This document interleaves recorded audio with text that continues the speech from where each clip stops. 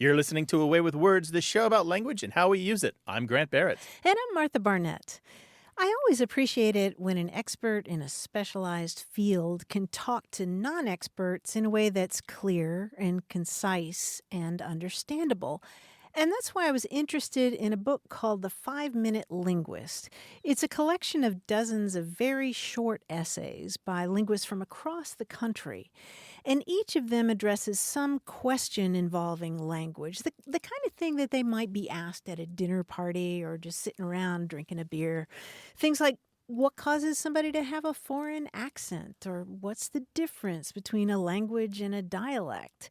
And the essays in this book are really bite-sized. They're just 3 to 5 pages with references at the end, which makes it a really intriguing way to sort of wander through the topic of language and just follow whatever aspect intrigues you. I had the good fortune to see the live version of the 5-Minute Linguist at the annual convention of the Linguistic Society of America conference in New Orleans. Oh, I bet that was fun. It was very fun. They presented it kind of like The Moth. So all of these prepared speakers who clearly had rehearsed and had fantastic slideshows got up exactly 5 minutes, presented very exciting material in a very familiar, fun way.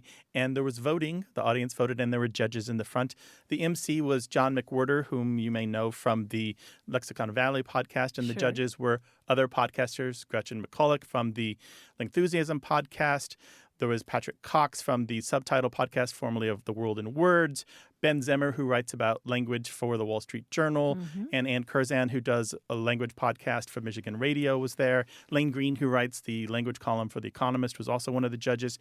And it was just the best. They really know how to take complicated subjects and explain it so that you enjoy it and understand it. Yeah, there's a real art form to taking a complicated subject and just distilling it in a way that makes people understand it. I'd love to read The 5-Minute Physicist or The 5-Minute Geologist. Right, The 5-Minute Astronaut or the 5-Minute Farmer. I would read that. Anyway, I appreciate what The 5-Minute Linguist is doing, both the live version and the book. It's something that you and I try to do. Yep. Take this wonderful topic of language and make it something that everyone can understand.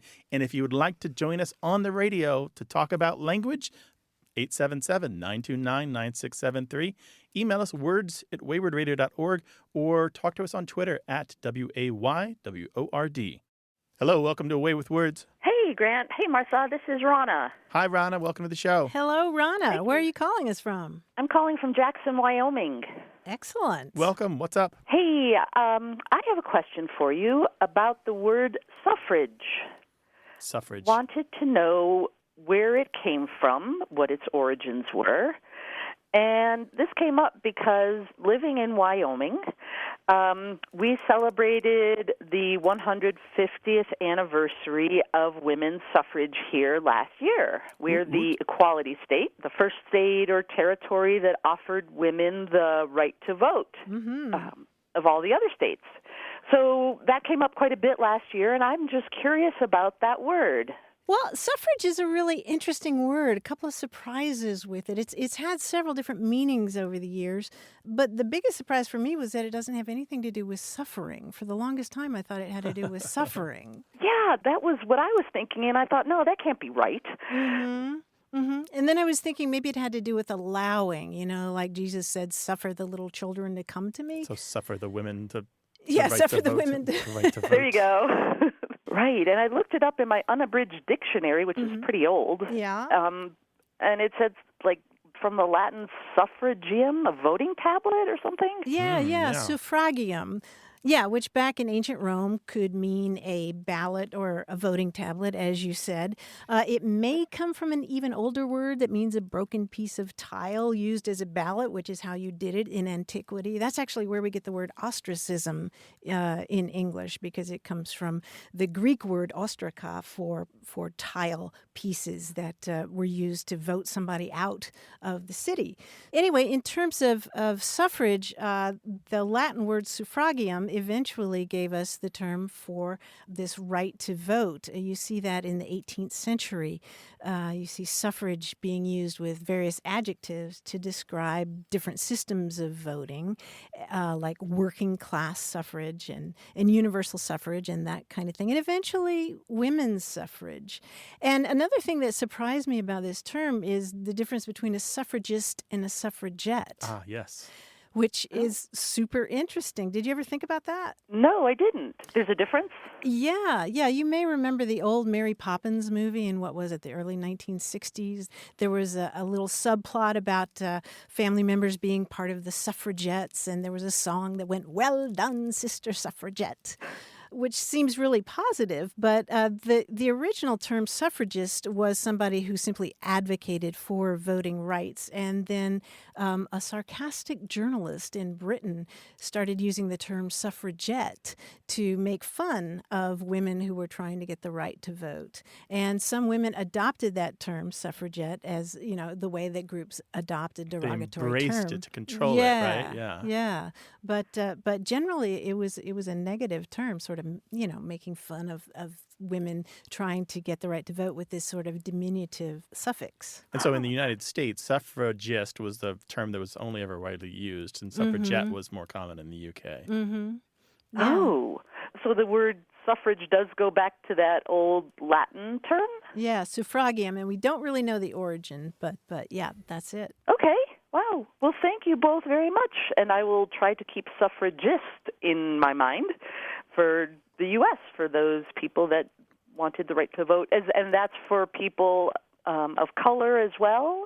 It really got associated specifically with women. The whole notion of suffrage now, I think, is associated with that women's movement. Right. Everything else was just voting rights. When it started referring to other disenfranchised communities, it just was voting rights. Mm-hmm. Okay. Well, thank you very much. I enjoy the show so much, and you two are delightful. Well, thank you very much. Thanks for calling. It's a great question, and congratulations again to Wyoming. And we love hearing from Wyoming, so call us again sometime, all right? You bet. All right, take care. Bye-bye. All right. Thanks, Ronna. Bye-bye. Bye-bye. 877-929-9673. Email words@waywardradio.org or try us on Twitter at WAYWORD. Hello, you have a way with words. Hi, it's Colin.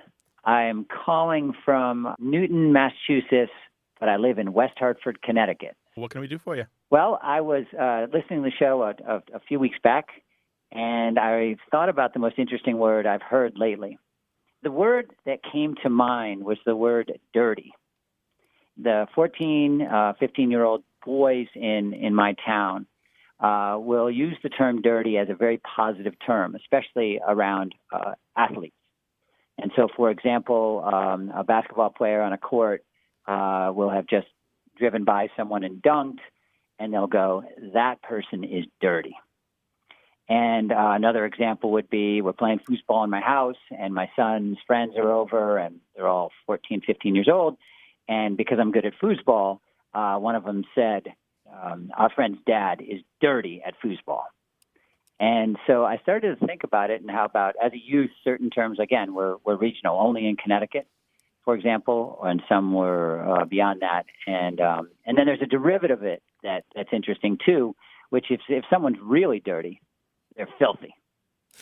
And this is often talked about with pro athletes, but it can also be just talked about with someone who just happens to be good on a travel soccer team. Yeah.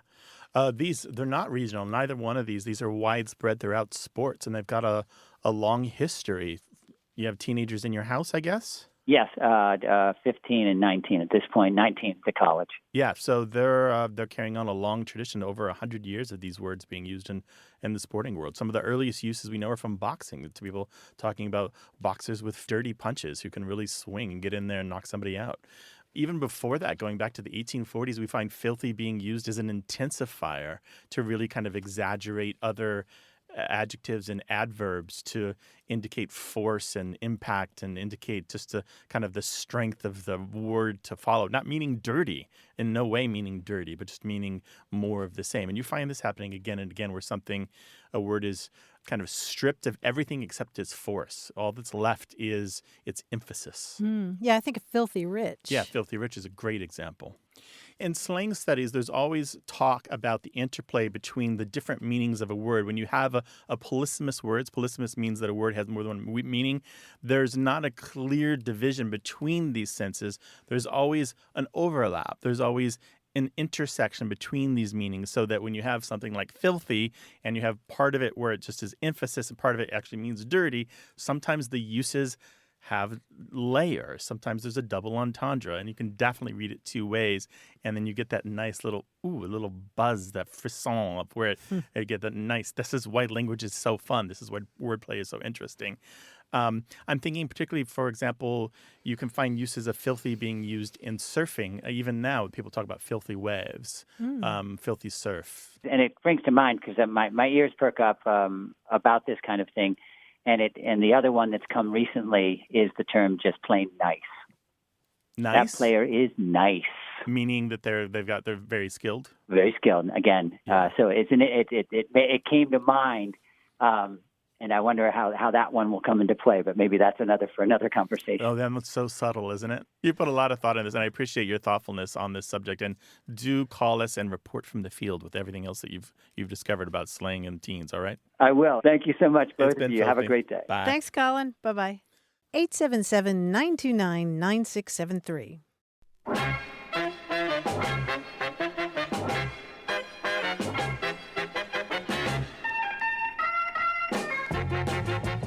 We heard from Rabbi Michael Burke of San Diego, who wrote in response to our conversation about friendly hazing on the job.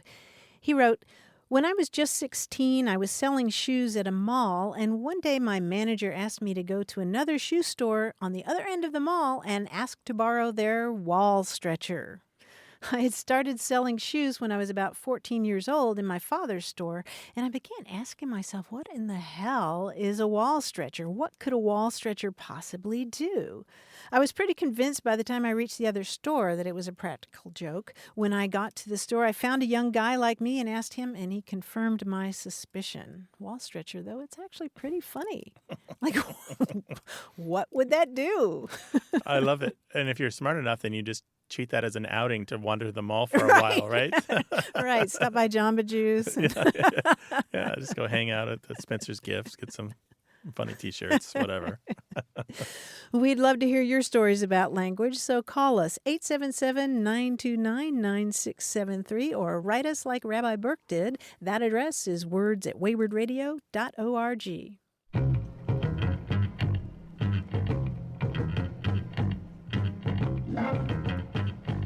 Why we say what we say and how we say it. Stay tuned for more.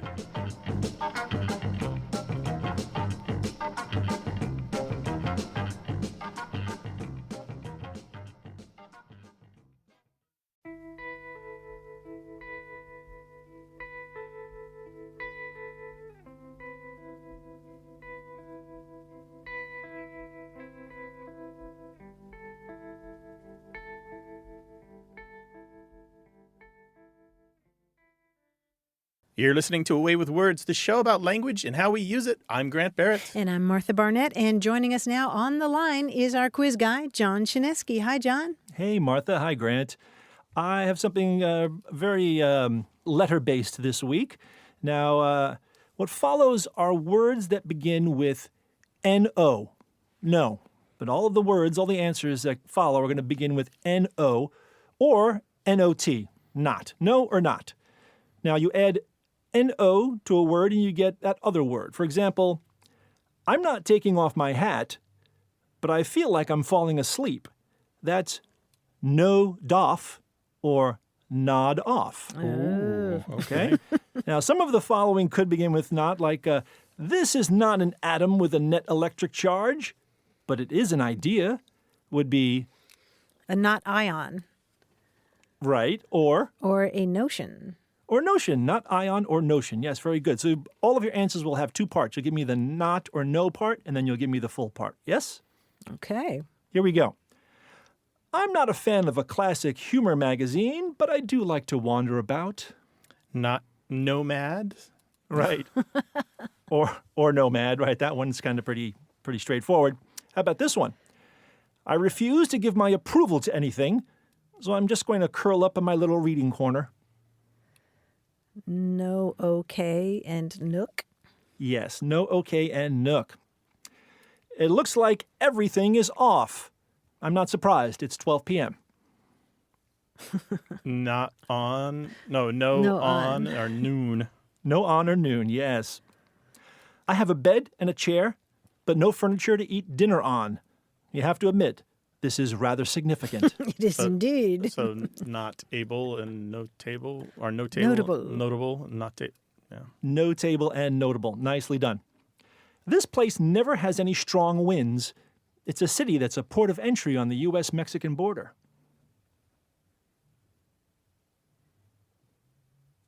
Oh, it has no gales, therefore it's Yes. Nogales. Nogales, yes. Well done.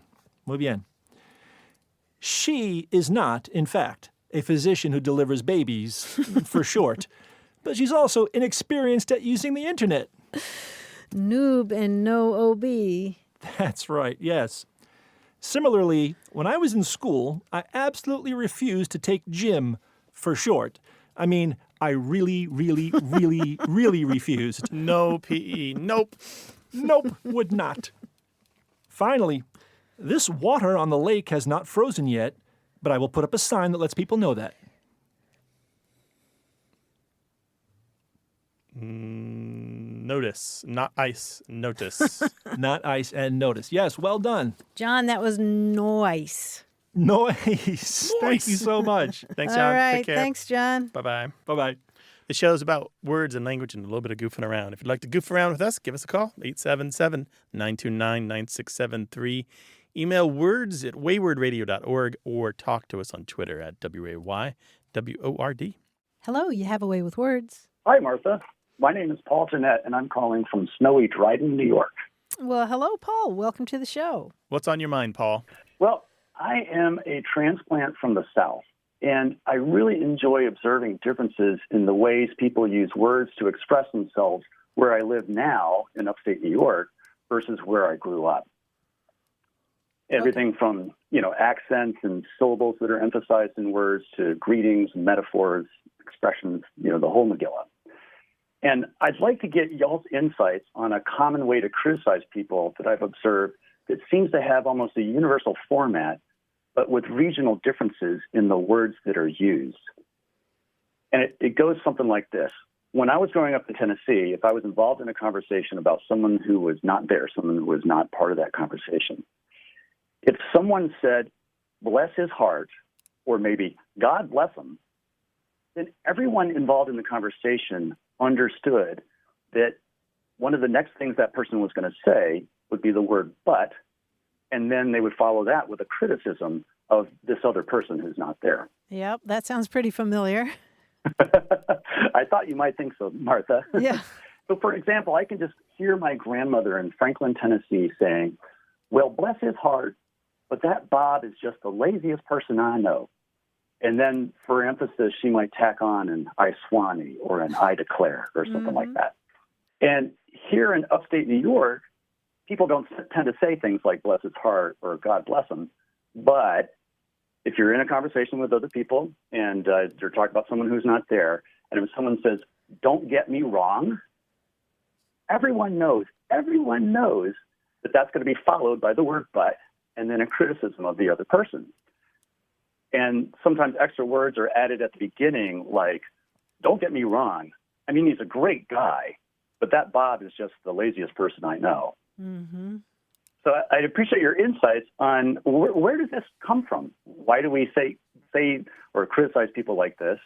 And I'd especially be interested if you know of other regional variations in the words that are used, perhaps at the beginning. Well, that's really interesting. So we're talking about linguistic hedges, where you say something critical, but you have a little preface there that smooths the way a little bit. It's like you're protecting yourself and also protecting the other person, right? It's a conversational lubricant. Yeah, a lot has been said about bless his heart, and you can search our website for more about that. And I don't want to go into that here because, again, a lot has been said about that. Sometimes these are called compromisers or downtoners or softeners or downgraders or weakeners.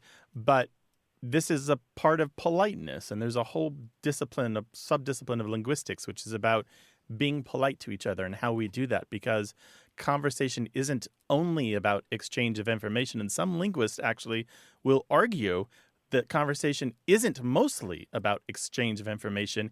It's about the social glue that keeps the tribe together. Fascinating. Have y'all or you guys heard of other regional differences besides bless his heart or don't get me wrong? It's not regional at all. There's nothing regional about it. I mean, regional in the terms of it might be from country to country, but for the most part, these are inherent to the language as a whole. English has its, French has its, Russian has its, Chinese has it. They each have their own. And so every culture has some form of politeness. The rules of politeness are built into the language, and you learn them as part of the language, which, again, is part of the culture that it's attached to. Mm-hmm. I'm thinking of the structure that you're talking about, making a statement and then saying but. That's one variety of it. There are also softeners like starting a sentence with, all I know is right. da-da-da-da. So you're discounting your own expertise in order to make the other person think that know that you don't believe yourself to be arrogant and all-knowing. Right. For fun, I've asked some people from other areas how they would say things like that. Mm-hmm. And a friend of mine who grew up in northern New Jersey said that they're, outside of New York City, if someone said, not for nothing, then they would know there would be but and then a criticism.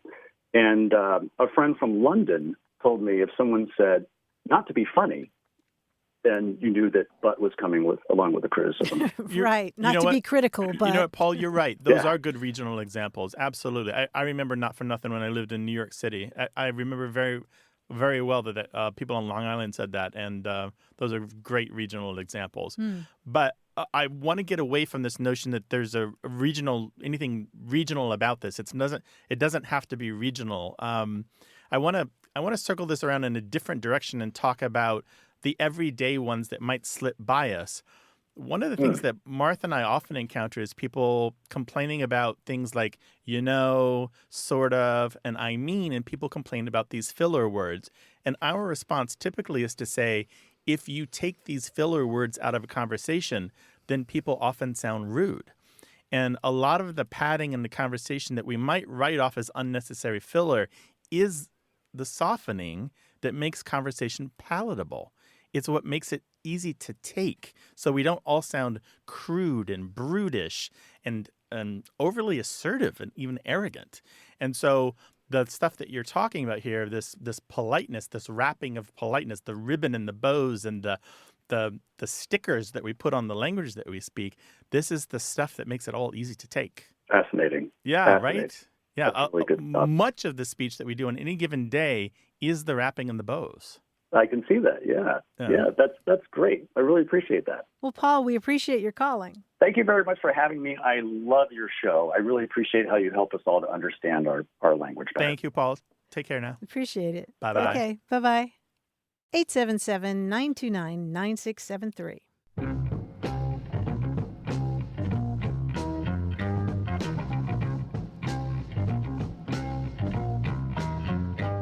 In response to our conversation a few weeks ago about changes on signs where a letter falls out or something like that, we heard from Kitty Daly from Burlington, Vermont, and she remembered that she had seen the back of a rental truck that had originally said, move it yourself with, and whatever the company was, move it yourself with whatever, but somehow it had lost a couple of letters and it said, move it, you elf wit.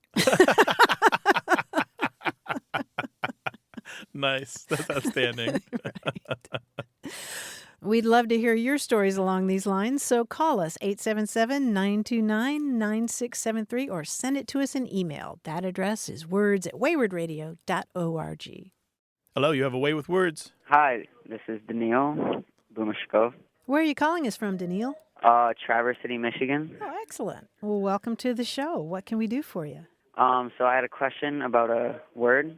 We were listening to one of your podcasts in class. It was about jet black, and our teacher asked, does anyone have any questions about any words? And I asked the word baby blue, why it's called that. Cool. So baby blue, you mean the sort of very light, delicate blue? Yeah. Yeah. Do you have any thoughts about that, Daniil? Why we might say baby blue? I don't know. Maybe like eyes when they're first born, their eyes are like light blue and maybe, but that's all I could think of really, because not all eyes are blue when they're born, but that's my guess. Right. Not all eyes are blue when babies are born, but for a lot of Caucasian babies, that is the case. They're a sort of blue color that turns darker in the first year of life. So that may well be the association there, that it's the blue that little babies have, certain babies. There was a poem back in the 1860s that was reprinted in a whole lot of newspapers that had a line in it about our dove had eyes of baby blue. And I suspect that helped popularize that because we don't really see it before the early 19th century. Okay, that's interesting. Yeah. Well, cool. Well, thank you. Thank you, Daniil. Thanks for your call. Appreciate it. Mm-hmm. All right, Yeah, have a good day. Take care. Bye. Bye. 877-929-9673.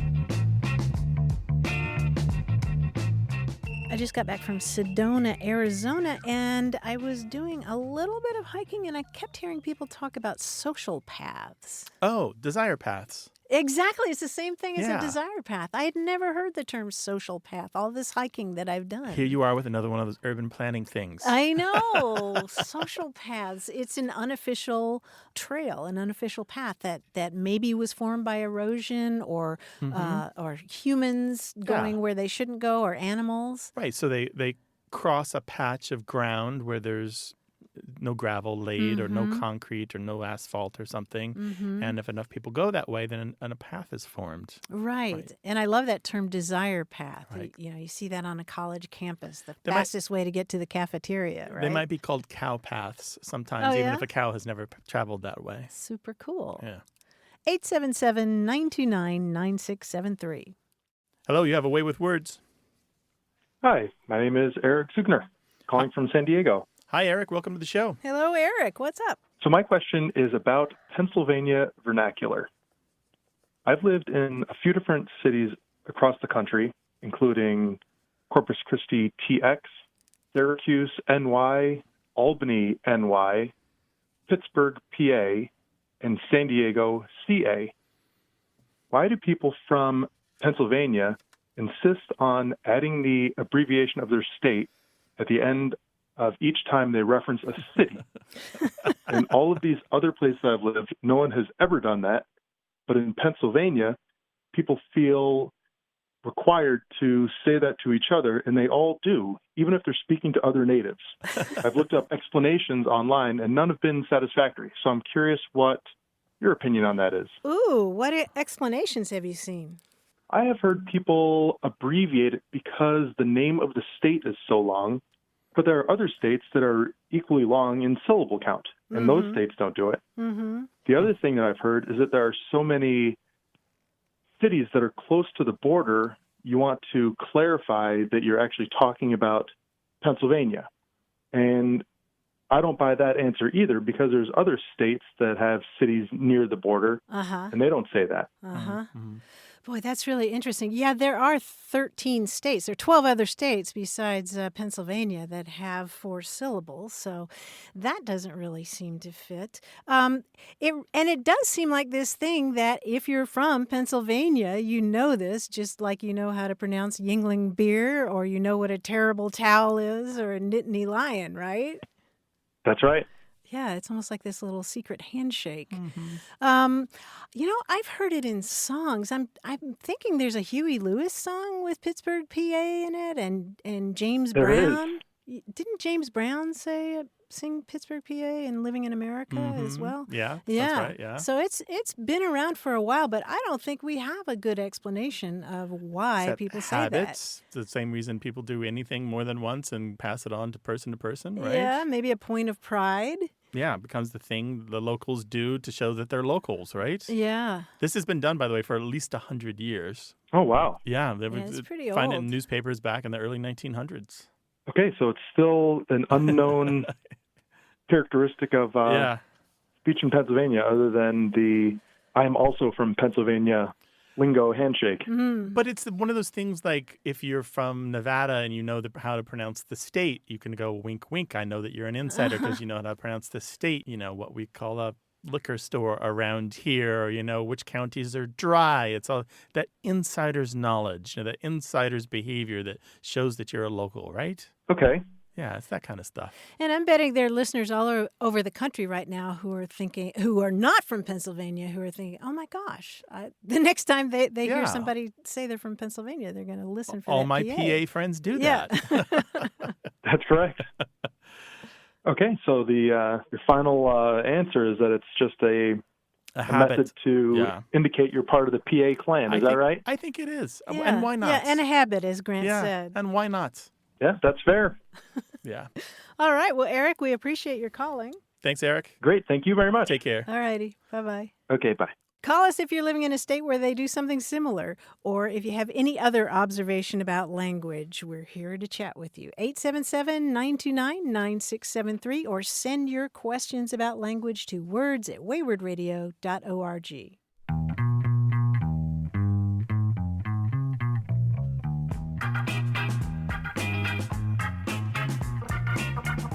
Here's a good word for either hangman or crossword puzzles. It's the word pree, P-R-E-E. Do you know this term, Grant?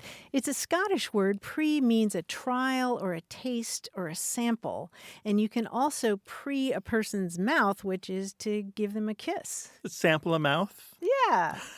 Yeah. A taste of one's lips. Right. You pree a kiss or something like that.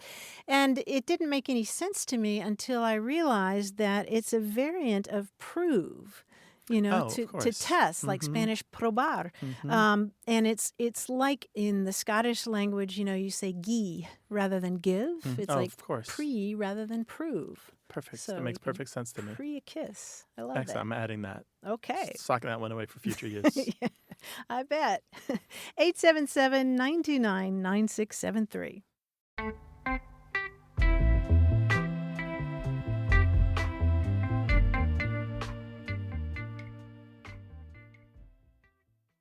You're listening to Away with Words, the show about language and how we use it. I'm Grant Barrett. And I'm Martha Barnett, and I keep telling myself that this is the year I'm going to read more books than ever. And my resolve was strengthened when I read an article in the Harvard Business Review by author Neil Pasricha. He said that he went from reading just 5 books in 1 year to reading nearly 100, and he talked about the benefits. He said, I've never felt more creatively alive in all areas of my life. I feel more interesting. I feel like a better father, and my writing output has dramatically increased. He said that reading many, many, many more books last year has been a domino that's tipped over a slew of others, and he's disappointed that he hadn't done it sooner. But then the question is how, given all the other distractions in our lives? And he had some good suggestions, most of which involve behavior modification. They put their television in the basement. Oh, wow. Yeah. What, so next to the water heater? I guess so. And it just made it easier because if you wanted entertainment, the first place you were passing by was the bookshelf. And he had ways of making the bookshelf more enticing. And then the other thing that he said was he applies that 10,000 steps rule to reading. The idea of 10,000 steps a day and parking your car farther away from the entrance to the store. So you have to get in just a few more steps. He was talking about finding little pockets of time to read.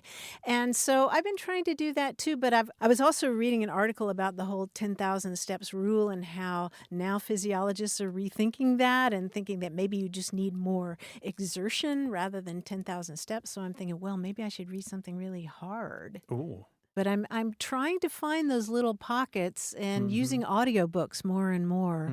I also want to work in some graphic novels because I don't read them, and I'd like to give those There's a some try. wonderful stuff out there. Yeah. I've started John Lewis's, which is really wonderful, yeah. the civil rights hero.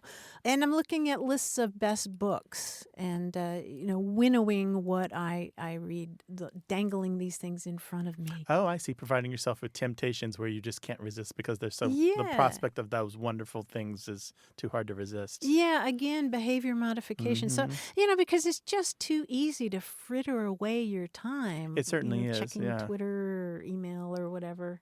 I don't know. Do you have any strategies? I for this do. kind One of of them thing? was, we don't watch a lot of TV in my house.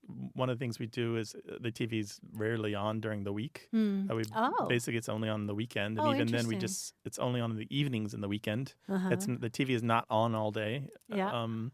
The other thing is, for myself, I don't watch shows on my phone except on the weekend, and even then, not usually. So that leaves time for either work or books. And my main distraction from reading is work, so I'm trying to work less. Sorry, Martha.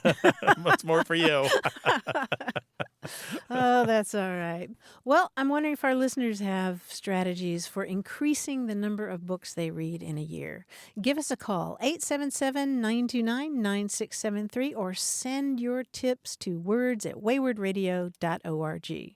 Hi there, you have a way with words. Hi, this is Dana Eyre from Oceanside, California. Hi, Dana. Welcome to the show. What can we do for you? I'm interested in the word Jody. I'm a sociologist, but I used to be in the Army, in the infantry, and the word Jody is used in two ways. It's used as a label for what otherwise might be called marching songs or cadences, and then it's also used to refer to a type of individual, the kind of guy who, when you're off in the Army, steals your girlfriend. Back in the day when I was in, probably nowadays it could also be anybody of any gender who steals your significant other when you're away in service. I'm just curious about the history of the word. Right. So we're going to talk about the word and not the cadences themselves, really. Although we should mention the Jody calls, these are the marching songs. These are the chants. Sometimes they're funny, sometimes they're dark, sometimes they're naughty, but these are these are what the soldiers or the different military folks use in order to keep time as they're marching, running, working out, that sort of thing. But we're talking about the term, not the activity, right?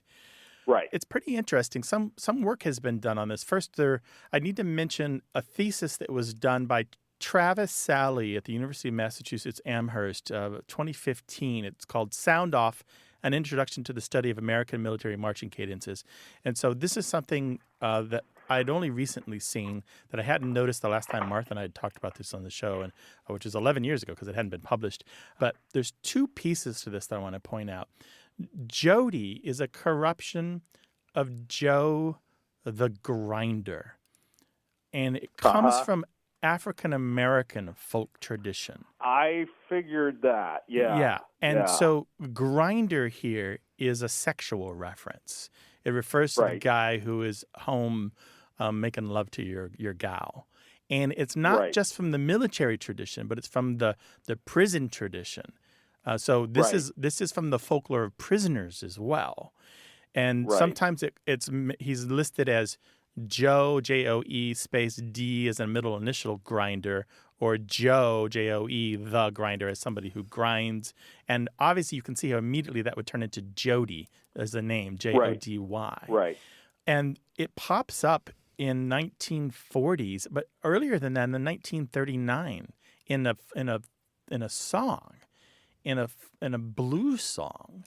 And so we have it listed that early. And there's some evidence that it pops up in the song of men working in the fields in the South. Black men working in the fields in the South. The rhythm thing. That's right. Yeah. So it comes very distinctly from the tradition of folk songs sung in the fields in the South as you're working. Yeah.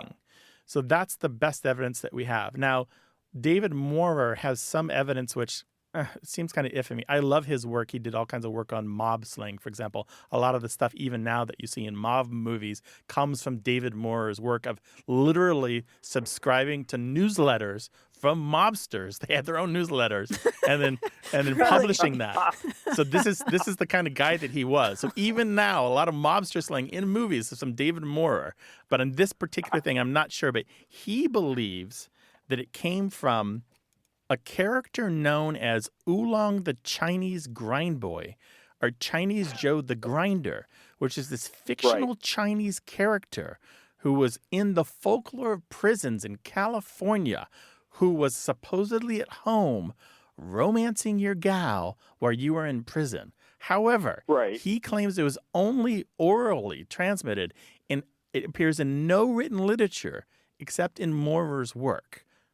So nobody's written it down except for Moore, and he says he heard it from prisoners. So we have to take his word for it. Yeah. But so that makes sense. It comes out of that kind of common experience that both prisoners and soldiers have of being away from home and not being able to be with loved ones and significant others and everything like that. Yeah. And then once you get that rhythmic chanting thing, which is a lot of times probably about that, then it just kind of, the thing referring to Jody becomes known as Jody's. That's right. That's kind of the... That's right. Yeah. So a lot of the songs were about Jody. So anyway, just to be clear here for people who are already writing me angry emails, we're talking about the word, not the chant. They have different histories. The word for the chant met up with the chants after both already existed and became applied to the chants after their histories were already in play. So, they don't coexist. They meet up somewhere along the way. Do we know when the marching cadence usage starts off? The story that's usually told is Willie Duckworth, a black private stationed at Fort Slocum, New York, was overheard using it in 1944 by Colonel Bernard Lentz, and then he spread it throughout the rest of the military. However, it was already chants were already being used by black soldiers throughout the military when Duckworth was overheard. And we have evidence that black soldiers were using chants very similar to the modern cadences in World War I.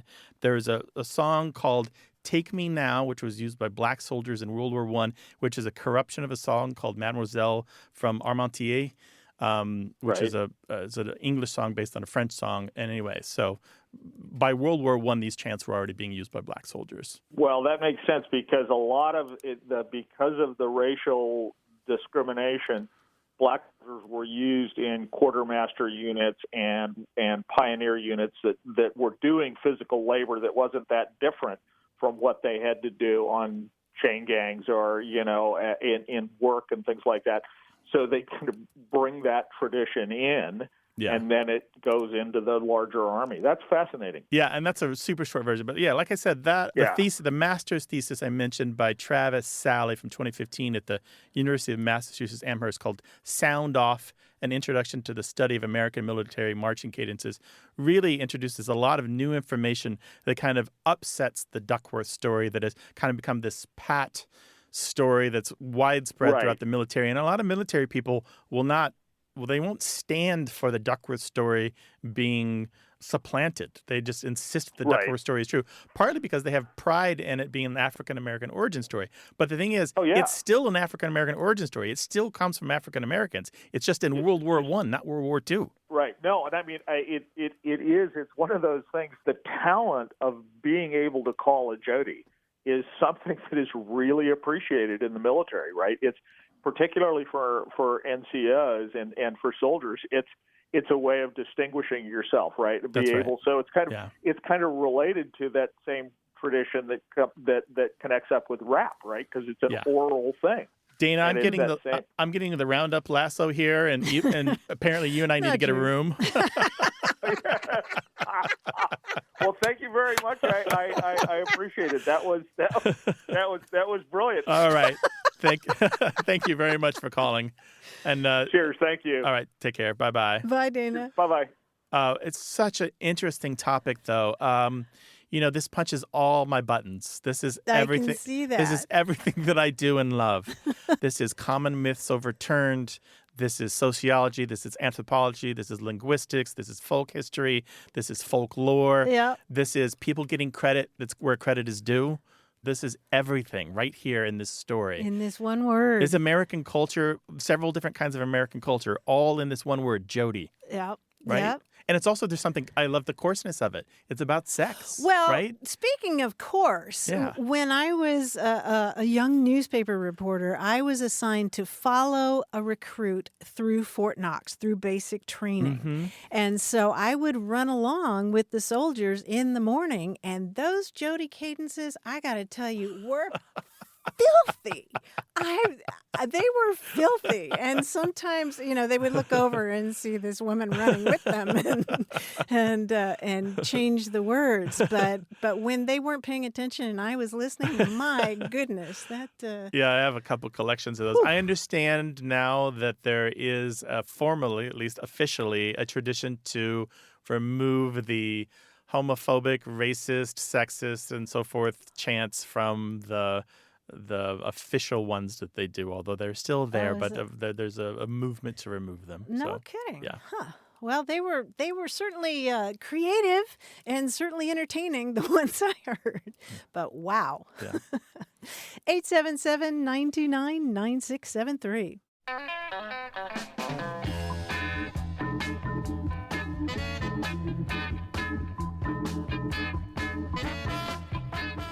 Grant, do you know what a neckdown is? Neckdown. Neckdown? That's where an internet neckbeard's chest hair meets his beard. Well, you're the slang expert. I don't know. What's a neckdown? I was reading about the language of traffic, and, we've talked about that before, like bots, dots, and cat's eyes. Oh, sure, yeah.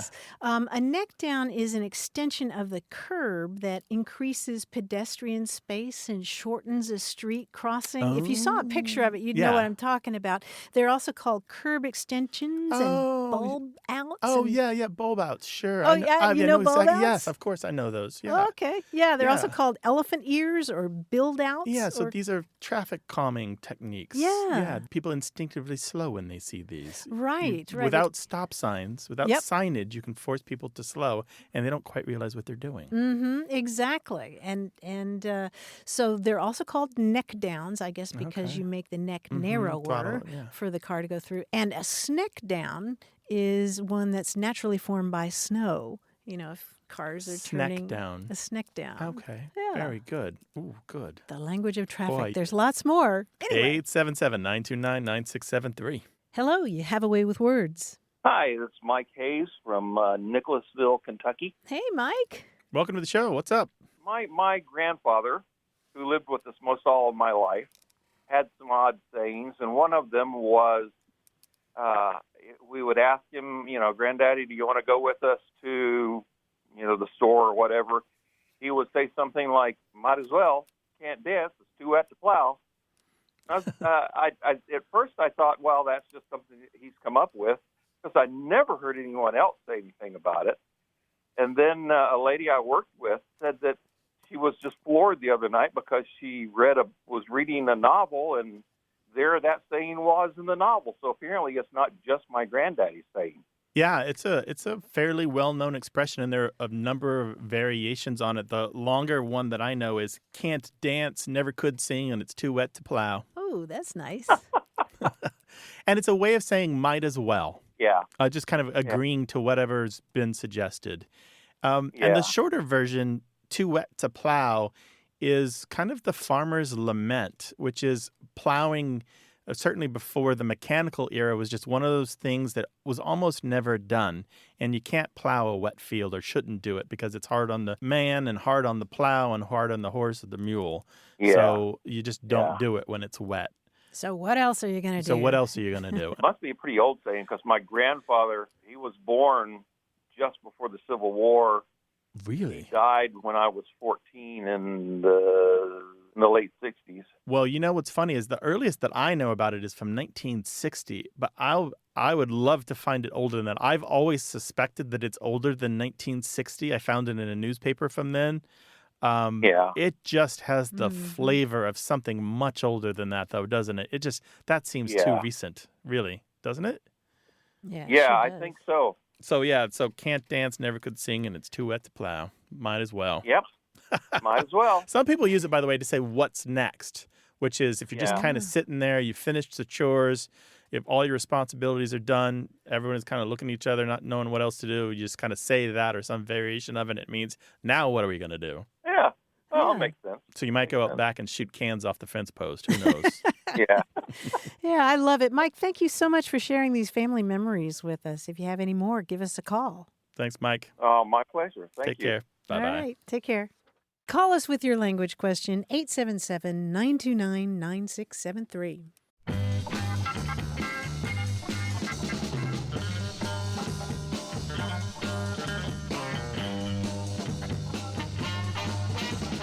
Next time somebody asks you how windy it is, you can say, "It's so windy I've seen a chicken lay the same egg 3 times." I've heard that one. I never heard that. I love that. Or in Australia, it's a chook. So, yeah. 877-929-9673. Thanks to senior producer Stephanie Levine, director Colin Tedeschi, editor Tim Felton, and production assistant Caitlin O'Connell. You can send us a message, subscribe to the podcast, get the newsletter, or catch up on hundreds of past episodes at waywardradio.org. Our toll-free line is always open in the U.S. and Canada, 877-929-9673. Or send us your thoughts to words@waywardradio.org. A Way with Words is an independent production of Wayward Inc., a nonprofit supported by listeners and organizations who are changing the way the world talks about language. We're coming to you from the Recording Arts Center at Studio West in San Diego, California. Thanks for listening. I'm Grant Barrett. And I'm Martha Barnett. Until next time, goodbye. Bye.